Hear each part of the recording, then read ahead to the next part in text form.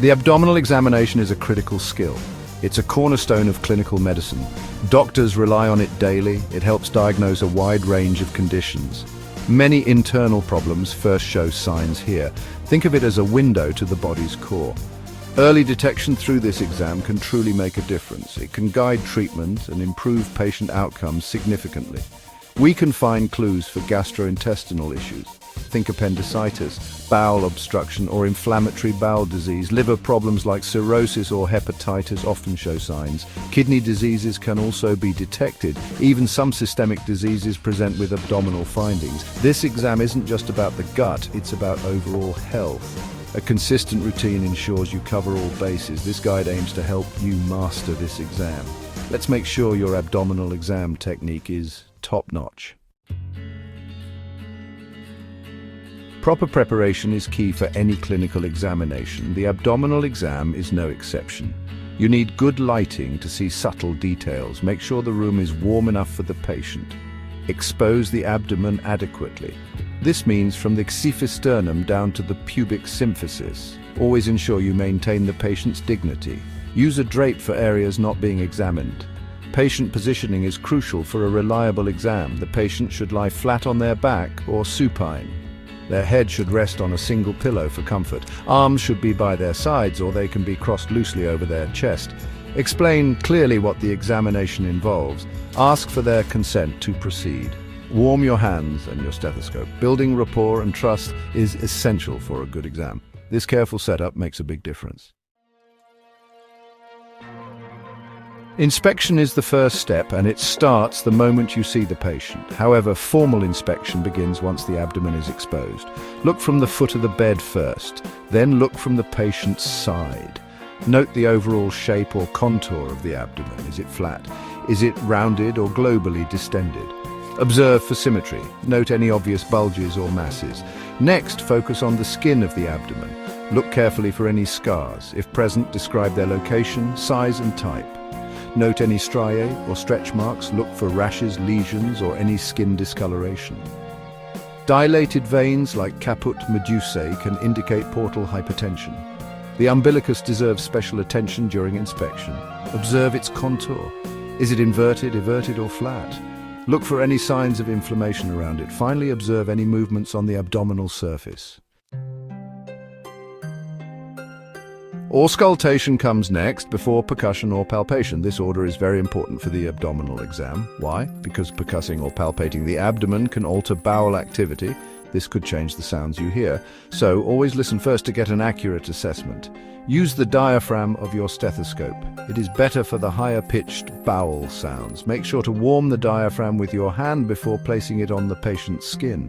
When listening for bowel sounds, be systematic. Auscultate in all four quadrants of the abdomen. Normal bowel sounds are gurgling or clicking noises. They typically occur at a rate of 5 to 30 times per minute. Note if the sounds are normoactive. Are they hyperactive like the loud borborygmi heard in gastroenteritis or early obstruction? Or are they hypoactive or absent, suggesting an ileus or peritonitis?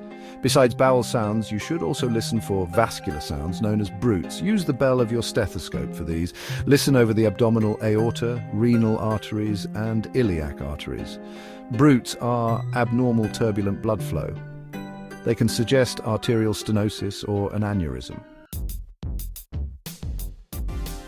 Section 5. Tapping into clues, the skill of abdominal percussion. Percussion is the next step in our systematic abdominal exam. What is its purpose? Percussion helps you assess the distribution of gas within the abdomen. It also helps you identify any solid organs or fluid-filled structures. You can determine the approximate size of organs like the liver and spleen. It can also help detect abdominal masses. It's like tapping on a drum. Different contents produce different notes. The technique for percussion needs to be precise. Place your non-dominant middle finger firmly on the abdominal surface. This is called the pleximeter finger. Keep the rest of your hand off the skin. Then use the tip of your dominant middle finger, the plexor.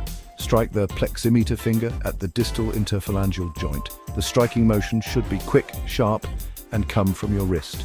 Percuss systematically across all 4 quadrants or 9 regions of the abdomen. The predominant sound in a normal abdomen is tympany. You will hear dullness over solid organs. Specific percussion techniques help assess organs and conditions. If ascites is suspected, test for shifting dullness or a fluid wave. Section 6. Getting hands-on. The nuances of abdominal palpation. Palpation is often considered the most informative part of the abdominal exam. Start with light palpation. Use one hand with your fingers held together and flat. Gently press down about 1 centimeter into the abdomen. Systematically examine all 9 regions or 4 quadrants. During this, assess for any tenderness or pain. Observe the patient's face for non-verbal cues of discomfort. Feel for any superficial masses, muscle guarding, or rigidity. Guarding can be voluntary or involuntary. Involuntary guarding suggests peritoneal irritation. After light palpation, and if the patient tolerates it, proceed to deep palpation. This allows you to feel deeper structures and organs. You can use one hand or 2 hands with one reinforcing the other. Press down more firmly, about 5 to 8 centimeters. Again, cover all areas of the abdomen. Deep palpation helps to identify deeper masses. It also helps to assess the size, shape, and consistency of organs. Specific organs require particular palpation techniques. For the liver, start in the right lower quadrant. Ask the patient to take slow, deep breaths. Gently press inwards and upwards as they inspire. Try to feel the liver edge as it descends. For the spleen, start in the right lower quadrant as well.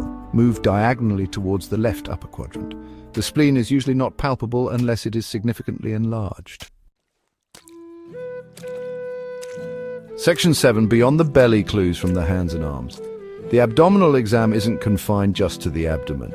Important clues can often be found in peripheral signs. Start by inspecting the patient's hands. Look at their overall appearance. Are they warm or cold? Are they sweaty or dry? Observe the color of the skin. These general observations can provide initial hints. They set the stage for more specific findings. Next, examine the nails very carefully. Look for finger clubbing. This is a bulbous enlargement of the fingertips. Clubbing can be linked to inflammatory bowel disease, liver cirrhosis, or celiac disease. Check for leukonychia, which are white spots or lines on the nails. This can indicate hypoalbuminemia, often seen in chronic liver disease or nephrotic syndrome. Koilonychia, or spoon-shaped nails, suggests iron deficiency anemia. Move on to inspect the palms and fingers. Look for palmar erythema. This is a reddening of the thenar and hypothenar eminences. It can be a sign of chronic liver disease, but also pregnancy or thyrotoxicosis.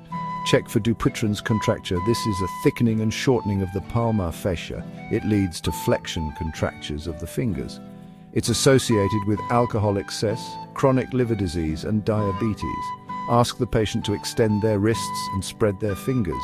Observe for asterixis, also known as a hepatic flap. Section 8. Beyond the belly signs in the head, neck, chest, and legs. Continue your search for peripheral clues by examining the patient's eyes. Check the sclera for any yellow discoloration known as jaundice or icterus. This is a key sign of liver disease or hemolysis. Look at the conjunctivae for pallor, which can indicate anemia. This anemia might be related to chronic disease or gastrointestinal bleeding. Rarely you might see Kaiser-Fleischer rings. These are golden brown rings around the cornea, a pathognomonic sign of Wilson's disease. Also look for xanthelasma. These are yellowish fatty plaques on or around the eyelids, suggesting hyperlipidemia. Inspect the face and mouth for more signs. Parotid gland enlargement can be seen in conditions like chronic alcoholism, malnutrition, or bulimia. Inside the mouth, look for angular stomatitis, which is inflammation at the corners of the mouth, or glossitis, which is inflammation of the tongue. These can indicate vitamin deficiencies such as B12 or iron deficiency, often linked to malabsorption. Check for oral candidiasis or thrush, which can suggest immunosuppression. Smell the patient's breath if appropriate. A sweet, musty odor called feta hepaticus can be present in severe liver disease and hepatic encephalopathy. The neck examination can also yield valuable information. Palpate for cervical lymphadenopathy. Enlarged lymph nodes can indicate infection, inflammation, or malignancy. Pay special attention to the supraclavicular fossa. An enlarged left supraclavicular node, known as Virchow's node or Toisier's sign, can be a sign of metastatic gastric cancer. Look for acanthosis nigricans. Section 9. Putting it all together, correlation, history, and next steps. The abdominal exam provides a wealth of information. However, individual findings are rarely diagnostic on their own. The true skill lies in synthesizing all the data. You must combine the findings from inspection, auscultation, percussion and palpation, then integrate the peripheral signs you've observed. Each sign is like a piece of a larger puzzle. Together, they start to form a coherent clinical picture. This synthesis is crucial for accurate diagnosis. It is absolutely vital to correlate your physical findings with the patient's history. The history provides the context for your exam findings. Based on the combined information from the history and physical exam, you can formulate a differential diagnosis. Always remember to document all your findings clearly and systematically.